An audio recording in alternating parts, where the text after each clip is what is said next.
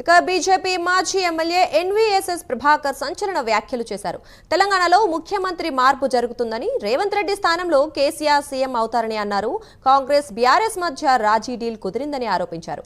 June 2 లేదా December 9 తేదీల్లో BRS Congress లో విలీనం కావటం తథ్యమన్నారు. ఇప్పుడు ఆయన చేసిన వ్యాఖ్యలు తెలంగాణ రాజకీయాల్లో ప్రకంపనలు సృష్టిస్తున్నాయి.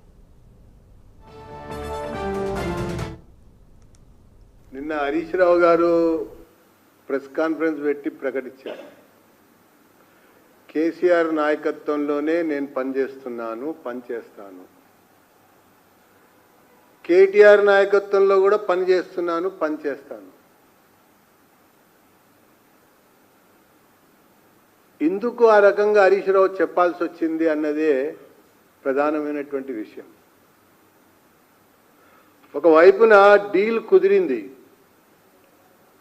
రాజీ జరిగింది.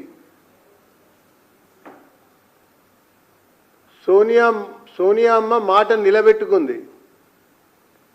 ఇక మిగిలింది విలీనమే తరువాయి అయిపోయింది. ఇప్పుడు కాంగ్రెస్ పాలన మొదలై 15 నెలలు దాటింది. ఒక్కొక్క సంఘటన, ఒక్కొక్క కుట్ర, ఒక్కొక్క కుతంత్రం, ఒక్కొక్క కుంభకోణం బయటకు వస్తూ ఆ పరణ విచారణ సంఘాలు అడుగులు ముందుకేస్తూ ఉంటే అక్కడి నుంచి ఏం చేయాలి అన్నటువంటి ఒక వ్యవహారంలో భాగంగానే